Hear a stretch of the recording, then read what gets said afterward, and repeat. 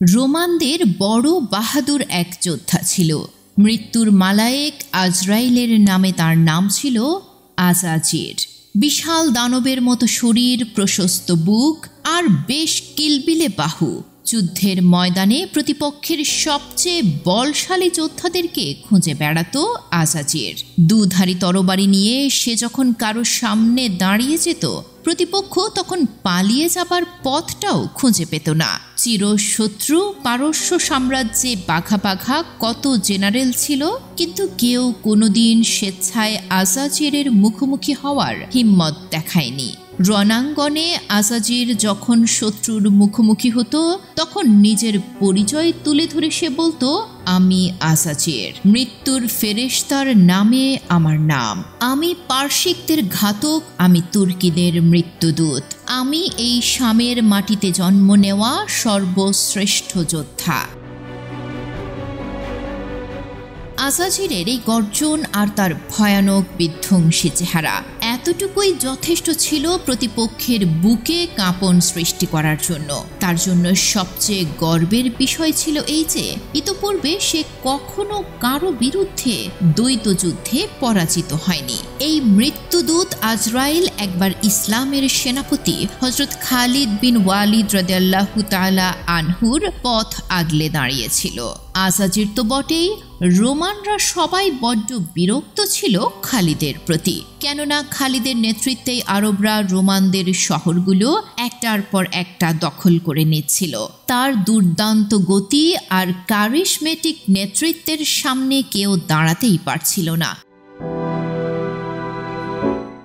একদিন আজাজির যখন সেই খালিদের পথ আগলে দাঁড়ালো, মনে হলো যেন রোমানরা বড় স্বস্তির নিঃশ্বাস ফেলল।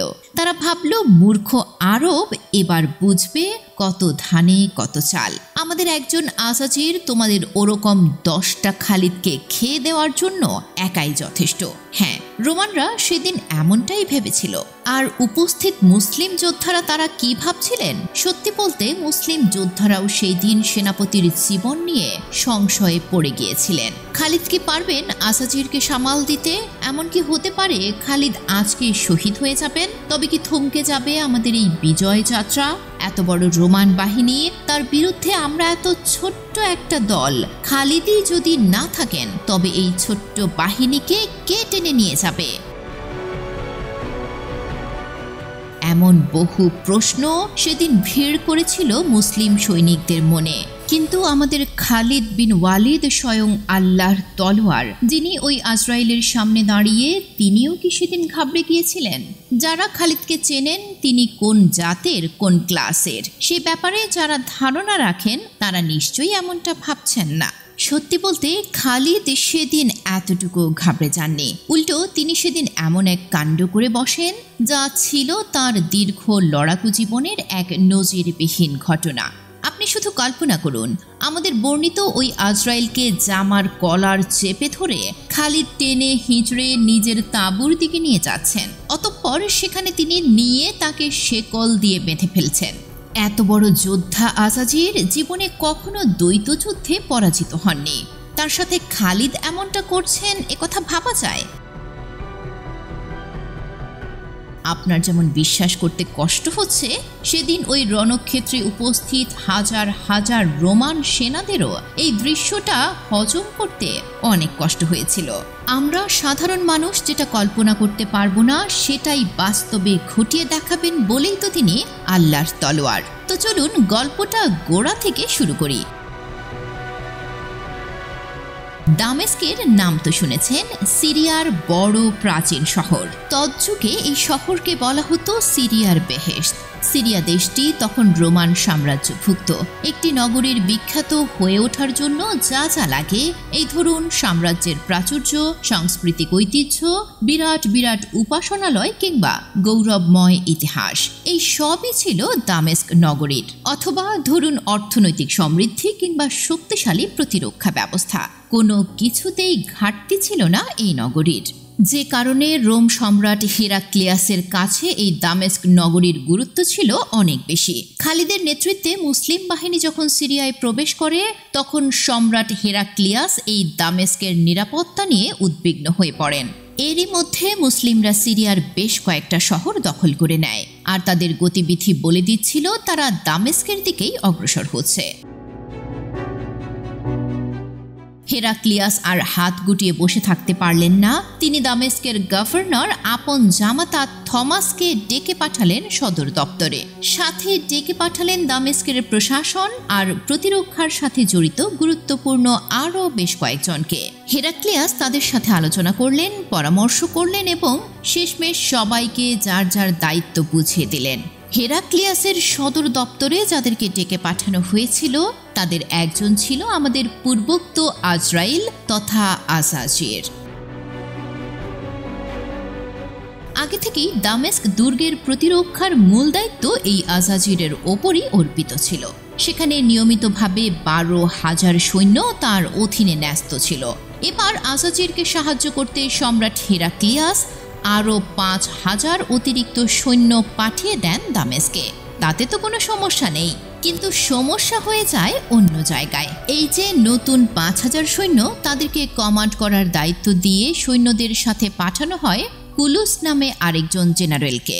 বলার অপেক্ষা রাখে না, জেনারেল কুলুস সম্রাটের প্রিয় পাত্র ছিলেন, কিন্তু আজাজির সে তো এই কুলুসকে দুই চোখে দেখতে পারে না। রোমান সাম্রাজ্যের এই দুই জাঁদরেল সেনাপতি, এরা একে অপরকে প্রতিপক্ষ মনে করত, এমনকি পরস্পরের মৃত্যু কামনা করত। এদিকে যে আশঙ্কা থেকে দামেস্ক দুর্গ ঘিরে এত আয়োজন, শীঘ্রই সেটা সত্য প্রমাণিত হয়। খালিদ রাদিয়াল্লাহু তাআলা আনহু তার বাহিনী নিয়ে সরাসরি দামেস্কের উদ্দেশ্যে রওনা হয়ে যান। টানা 3 দিন অগ্রসর হওয়ার পর দামেস্ক শহর থেকে 12 মাইল দূরে মারজুস সাফার নামক এক জায়গায় খালিদ পৌঁছে যান। সেখানে বিস্তৃত সমভূমিতে এক বিশাল রোমান বাহিনীকে তিনি প্রস্তুত অবস্থায় দেখতে পান। রোমানদের এই বাহিনীর নেতৃত্বে ছিল সেই আজাজির এবং কুলুস।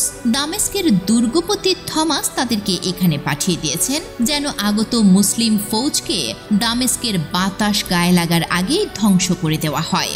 মারজুস সাফারে পৌঁছে খালিদ তো বেশ বিপাকে পড়ে যান, কারণ মুসলিমদের মূল বাহিনীটি তখনও অনেক পিছনে। খালিদের সাথে রয়েছেন কেবল কয়েক হাজার অশ্বারোহী। মূল বাহিনী এখানে পৌঁছতে কম করে হলেও ঘন্টা 2 সময় তো লাগবেই। অবশ্য খালিদ ঘাবড়ে যাবার পাত্র মোটেই ছিলেন না।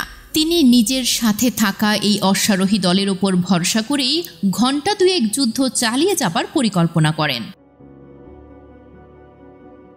তিনি মুসলিম বাহিনীর বাকি অংশ না আসা পর্যন্ত রোমানদেরকে দ্বৈত যুদ্ধে ব্যস্ত রাখার সিদ্ধান্ত নেন। যারা কম বেশি ইতিহাস পড়েছেন তারা জানেন, তৎযুগে দ্বৈত যুদ্ধের ব্যাপক প্রচলন ছিল। প্রতিপক্ষ ছোট হোক কিংবা বড় হোক, দ্বৈত যুদ্ধ ছাড়া সাধারণত মূল যুদ্ধ শুরু হতো না।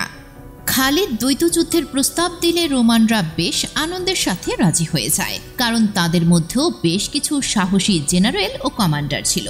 উভয় বাহিনী সারিবদ্ধভাবে দাঁড়িয়ে যায় এই দ্বৈত লড়াই উপভোগ করার উদ্দেশ্যে। খালিদের অশ্বারোহী ইউনিটে অনেক বাহাদুর যোদ্ধা ছিলেন।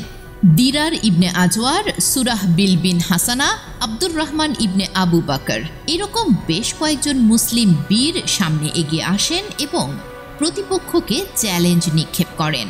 সেই চ্যালেঞ্জ গ্রহণ করে রোমান বীরেরাও সামনে অগ্রসর হয় এবং জোড়ায় জোড়ায় যুদ্ধ শুরু হয়।